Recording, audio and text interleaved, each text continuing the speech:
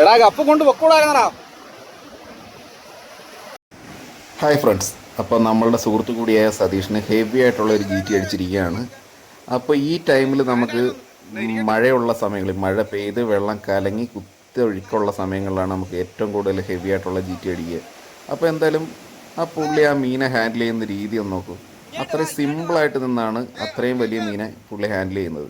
തൊട്ടടുത്ത് നിൽക്കുന്നവർക്ക് നെഞ്ചിടിപ്പ് തോന്നുന്ന രീതിയിലാണ് പുള്ളി അതിനെ ഹാൻഡിൽ ചെയ്യുന്നത്.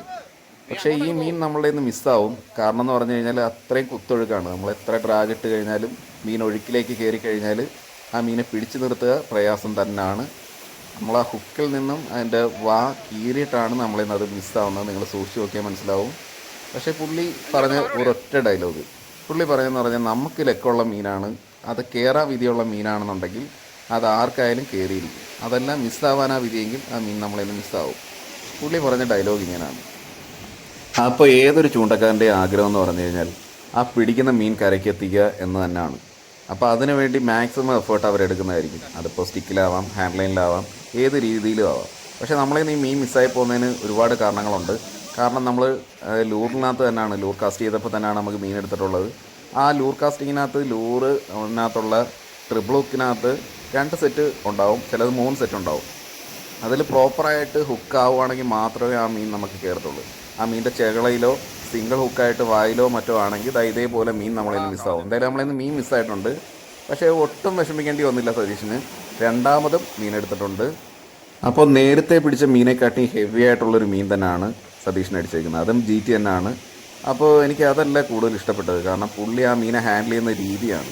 അപ്പോൾ സാധാരണ ആംഗ്ലേഴ്സ് ആയിട്ടുള്ള ആൾക്കാർ പല വീഡിയോസിനകത്ത് ഞാൻ കണ്ടിട്ടുണ്ട്, 1/2 കിലോ ഭാരമുള്ള ഒരു മീനെ പിടിച്ചു കഴിഞ്ഞാൽ പോലും 50 കിലോ ഭാരമുള്ള മീനെ പിടിക്കുന്ന ഒരു എക്സ്പ്രഷനാണ് അവർ കൊടുക്കുക.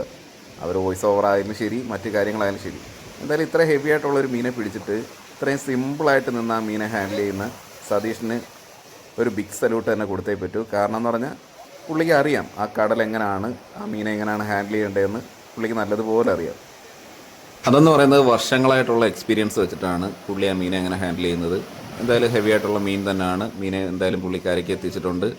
അപ്പോൾ ഇതേപോലെ റഫായിട്ടുള്ള കടലുള്ള സമയങ്ങളിൽ മാക്സിമം ആംഗ്ലേഴ്സ് ആയിട്ടുള്ള സുഹൃത്തുക്കൾ ശ്രദ്ധിക്കേണ്ട ഒരു കാര്യം എന്ന് പറഞ്ഞാൽ ഗാഫ് ഉപയോഗിക്കുകയോ അല്ലെങ്കിൽ ലിപ് പ്ലെയറോ അങ്ങനെ എന്തെങ്കിലും ഉപയോഗിച്ചിട്ട് വേണം മീനെ നമ്മൾ കരയ്ക്കെത്തിക്കാൻ.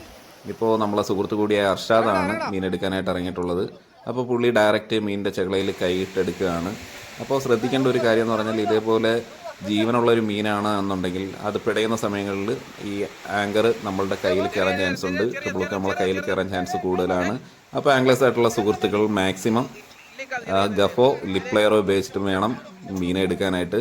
അപ്പോൾ പുള്ളിക്കും വർഷങ്ങളായിട്ടുള്ള എക്സ്പീരിയൻസ് ഉള്ളത് കൊണ്ടാണ് പുള്ളി അങ്ങനെ അത് ഹാൻഡിൽ ചെയ്ത് അത്രയും കോൺഫിഡൻ്റ് ഉള്ളതുകൊണ്ടാണ് പുള്ളി അങ്ങനെ ഇറങ്ങുന്നത്. അപ്പോൾ നിങ്ങൾ ഈ മീനെ നോക്കുക, അത്രയും ഹെവി ആയിട്ടുള്ളൊരു മീനാണ്. അപ്പോൾ എന്തായാലും നമ്മളെ മീൻ കരയ്ക്ക് എത്തിയിട്ടുണ്ട്, നമ്മൾ കരയ്ക്ക് എത്തിച്ചിട്ടുമുണ്ട്. അപ്പോൾ ഇതേപോലുള്ള ഹെവി GTയുടെ വീഡിയോസ് കാണാൻ താല്പര്യമുണ്ടെങ്കിൽ നമ്മളുടെ ചാനൽ സബ്സ്ക്രൈബ് ചെയ്ത് നമ്മളെ കൂടെ കൂടിക്കോ. ഇതിലും ഹെവി ആയിട്ടുള്ള GT പിടിക്കുന്ന വീഡിയോസ് ഉടൻ തന്നെ നമ്മളെ ചാനൽ അപ്ലോഡ് ചെയ്യുന്നതാണ്. അപ്പോൾ ഇതേപോലുള്ള വീഡിയോസ് ഇഷ്ടമാണെന്നുണ്ടെങ്കിൽ നമ്മളെ ചാനൽ മാക്സിമം സബ്സ്ക്രൈബ് ചെയ്യുക, വീഡിയോസ് ഒന്ന് ഷെയർ ചെയ്യുക, മാക്സിമം ലൈക്ക് ചെയ്യുക, നിങ്ങളുടെ അഭിപ്രായങ്ങൾ കമൻ്റായിട്ട് രേഖപ്പെടുത്തുക. അപ്പോൾ തുടർന്നും ഇതേപോലുള്ള നല്ല വീഡിയോസ് തുടർന്നും വരുന്നുണ്ട്. അപ്പോൾ മാക്സിമം നമ്മളെ സപ്പോർട്ട് ചെയ്യുക. Okay, thank you.